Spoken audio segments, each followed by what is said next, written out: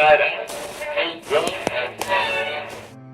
I was blind, tell me how would you finish this line?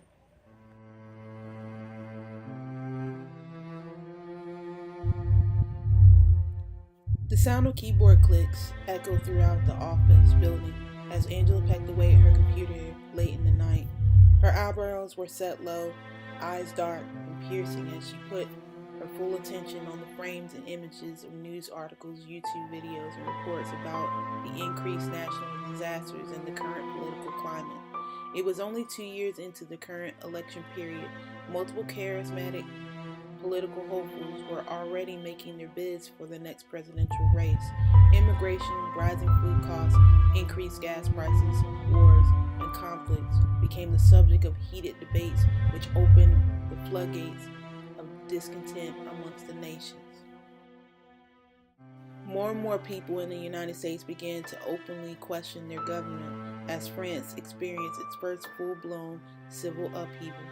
Their citizens in yellow jackets marched the streets and threw smoke grenades back at the police that protected them. The world was falling into chaos. Governments were breaking away from the norms. The stock markets were unpredictable and crashing every other month.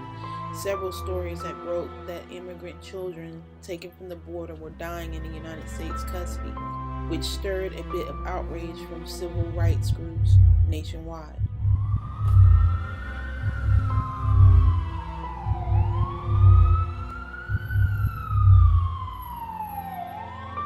Like all news, it remained a discussion in the media as long as the average citizen was tuning in, and then it was on to the next story that would increase their ratings. Angela was still investigating a story about the homeless disappearances. Still, no one had done a follow-up interview or news piece about the success of any of those individuals that had gone through the Safe Haven program. Viral infection spreading throughout the world is derived. The government was still not providing the location of those individuals who had been taken. They simply stated that their program locations were kept secret to ensure its candidates did not suffer any distraction as they completed the program.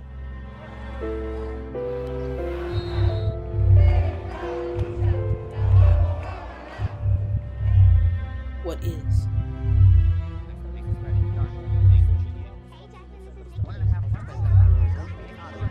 Everyone was hush-lipped.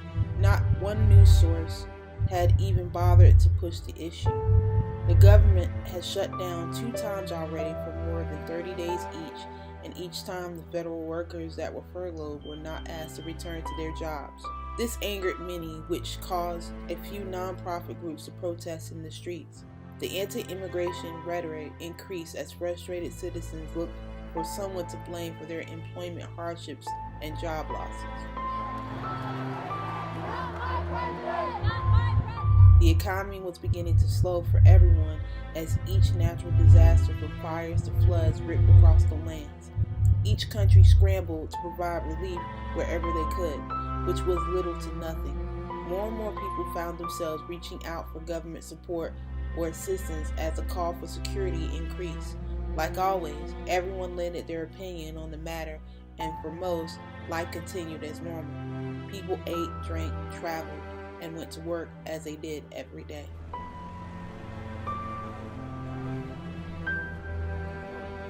The Forgotten. The Daily Giant, Richmond, VA, 7 p.m. Angela, why are you still here? Said an exasperated Howie Monzel, 46, dark gray buzz cut, thick mustache, broad shoulders, and gray suit. Angela looked up from her computer and smiled at Howie. I was just doing a bit of research. I'm almost done, she said, stretching a bit. No, you go home now.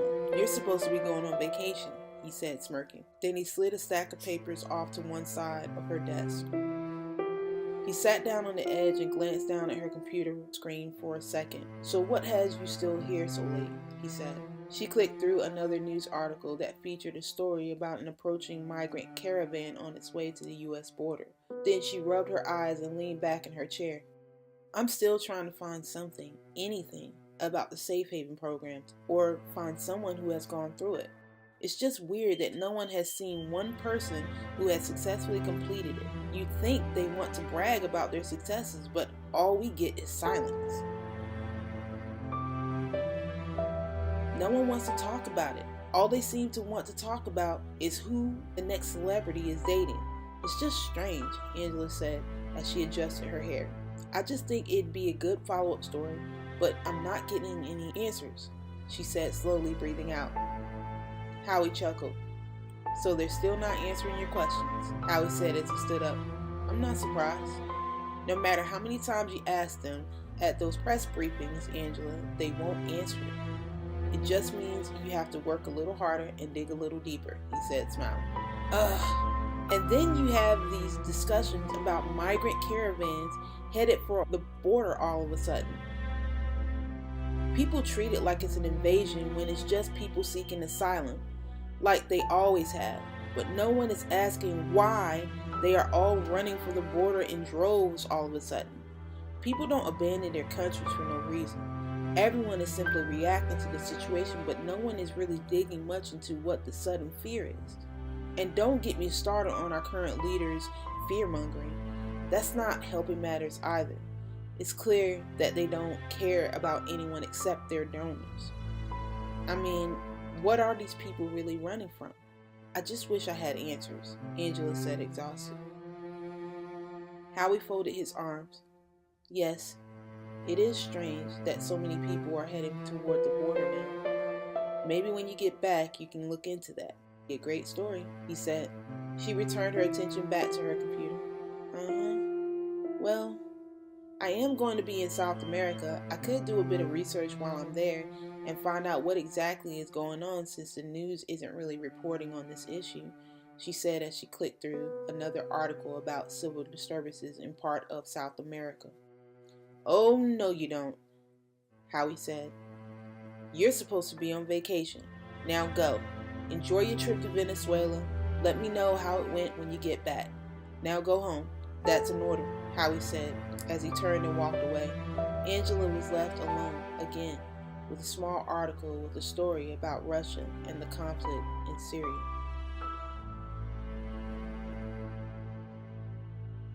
In the cards. Somewhere, Westwood, California, 7:40 p.m.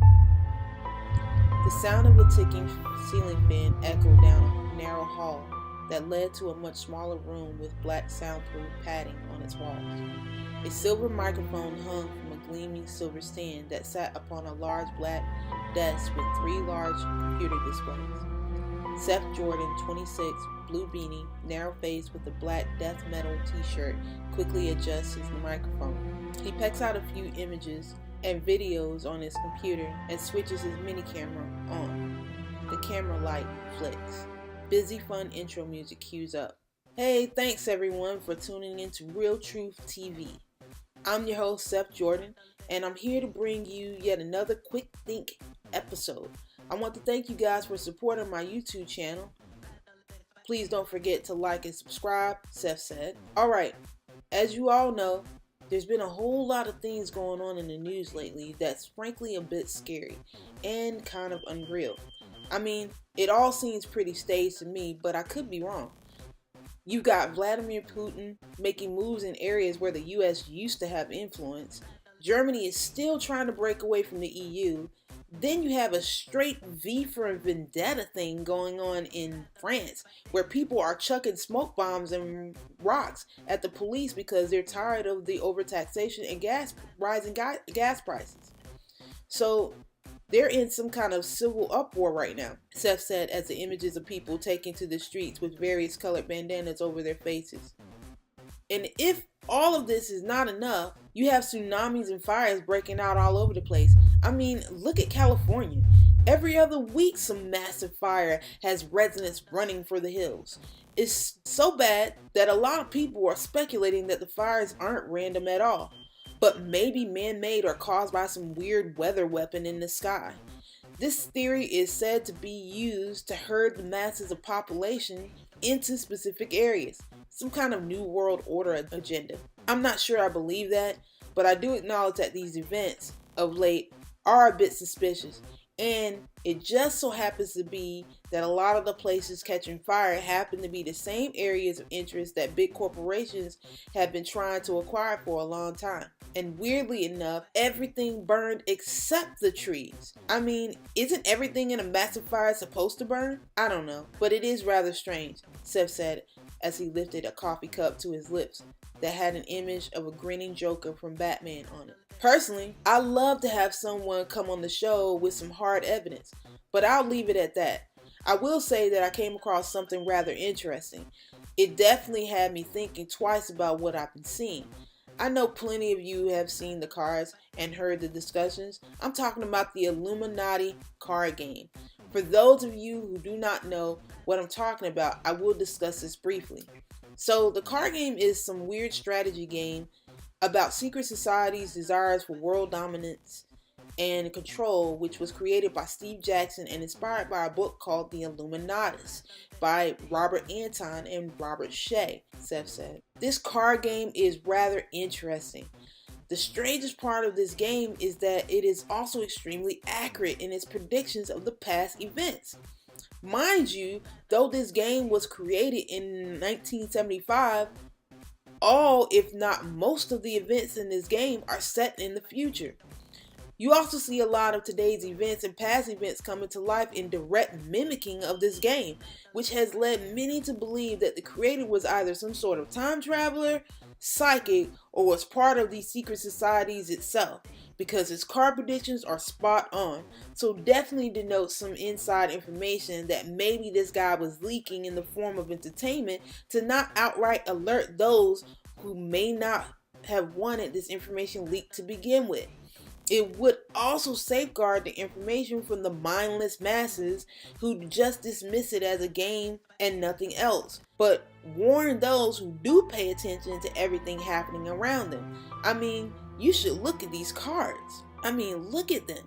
I'll admit, it's rather creepy how much they coincide with what's been going on. This is why so many people believe this stuff is pre-planned, Seth said as he clicked through a few images of the cards. The absolute detail in these cards are impeccable.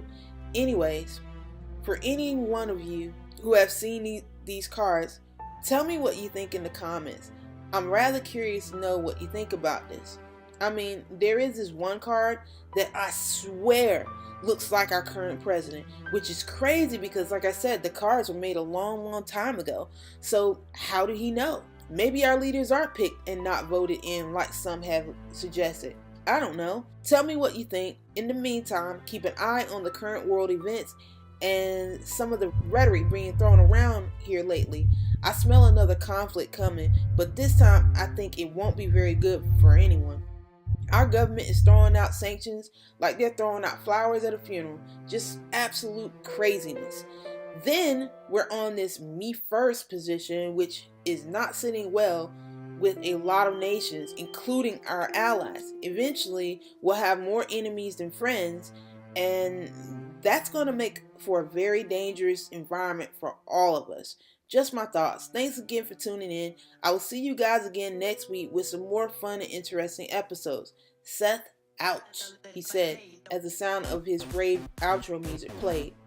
He smiled and threw up a peace sign as his image and the images of the Illuminati cards faded to black. The Intern, 1600 Pennsylvania Avenue, Washington, D.C., 8:30 p.m. The sound of scurrying feet tapping here and there from one room to the next was simply background noise compared to the hard, determined steps of White House aide Susan Bordeaux, 26, brown hair, slim build, and a gray fitted pantsuit with well-manicured nails. She walked with purpose as she clenched a small manila folder labeled sensitive close to her chest. She approached two double doors and knocked. "Come in," a male voice said. She opened the door to a wide oval-shaped room with cushy brown couches and a small table with a neatly placed bowl of assorted fruit upon it.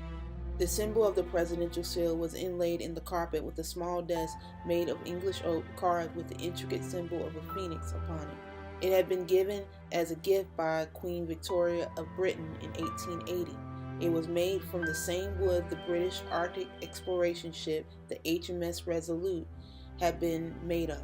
It had been the symbol of the power and authority of one of the most powerful nations in the world, and the man who now occupied that desk was consumed with proving just how powerful he could be. He who sat in the chair behind the desk, leaning back and stared out the window as Susan entered in. "Mr. President, I have something for you." It was hand-delivered to me by one of Senator Coulter's aides, she said as she approached the desk and slid the folder onto it. The president turned his chair around slowly and glanced down at the manila folder. He reached for it and opened it. Susan pursed her lip. "He told me to make sure that you and only you saw it, and that I deliver it personally," Susan said as she stepped slightly back. The president's eyebrows raised a bit. "Is that so?" he said. He looked up at Susan for a moment and then back at the folder. His eyes narrowed on the pages and his eyebrows set lower than they originally were. His expression changed from somber to agitation. "Susan, get Coleridge on the line," he said as he stood up and looked out the window again. "Yes, sir," she said as she turned out the room. Within a few minutes, she called out to him from her desk. "Mr. President, line 1, she said. He quickly grabbed the phone on his desk and sat down. A man with a gruff voice answered on the other end. "You called?" The president loosened his tie a bit. "Yes, Bob, I did. Is this real? I mean the report," he said. "Oh, it's real, all right. A few of my friends on Wall Street is the one that alerted me to the threat. You and I both know that we cannot afford to lose our influence. The economy would crash and it'd send the country into pure chaos. Hell, my state is already struggling with all the steel jobs that has left. I don't need any more headaches, and the donors will have a field day come next election," Senator Bob Coleridge said, 56, gray hair, peppered beard, with a northern accent. "I figure you want to know. Gordo will win, and he is already making plans as we speak to cut us from the table," he said as he watched the hands of an old vintage clock tick away. "Thanks for the heads up, Bob. I'll look into it," the president said. "No problem. I'll let you know if I hear anything else," Bob said as he disconnected the call. The president put the phone down and leaned into his desk, rubbing his hands. "Susan," he called out. Susan came in, opened the door, and closed the door behind her. The president got up from his desk and walked up to her. "Get the Secretary of Defense in here," he said as he approached her. Then he looked her over with soft, lust-filled eyes. His hands rose and caressed her cheek. "Don't go too far tonight. I may have needed you," he said as his hand worked its way up her neck and to her full red lips. Her eyes went smoky as her breathing slowed and her pulse increased. She smiled at him with lust and wanting. "Yes, Mr. President," she said, panting. She left out the room, swishing her hips with ease and seduction. He knew that he had a wife, but he also knew that he had never been a one-woman man. He was a flirt and a philanderer for which he never apologized for. For the first time in an office of this magnitude, he had to play the part of a faithful husband, though he was far from one. The American public loved fantasy. He was very good at delivering fantasy. He had made billions on playing the part.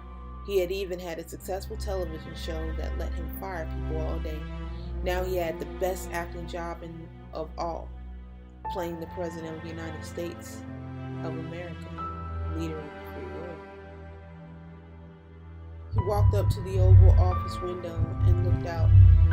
Another slight tap came at the door. "Come in," the president said. "You called for me?" said John Maris, 65, short white hair, clean shaved, square shoulders, with a black suit and tie. "Yes, I want you to take a look at this report," the president said, handing the manila folder to John. He folded his arms and watched him closely. John took it, thumbed through a few pages, and quickly looked up. "Is this real?" he said. "Yes, my sources have alerted me.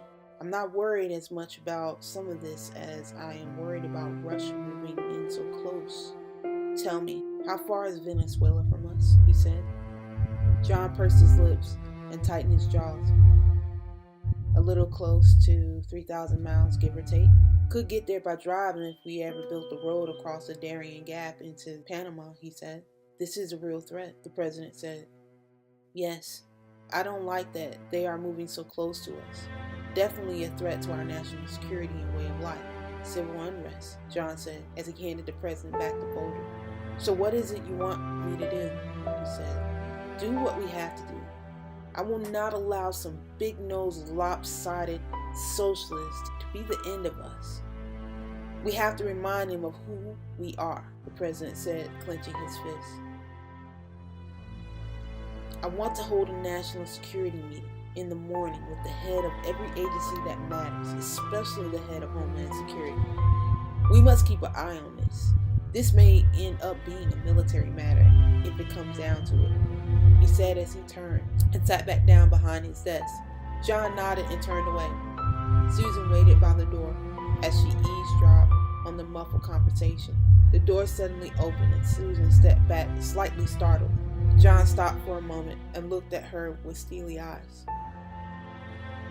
She swallowed, feeling the blood leave her face. She could feel the coldness of John's stare, and then he walked away. Susan, please come. I have need of you, the president said softly. Susan slightly smiled, straightened her clothes, and entered in with the sexy sway of her hips. The door closed upon the emblem of the presidential seal, and the president smiling from ear to ear in the background, waiting.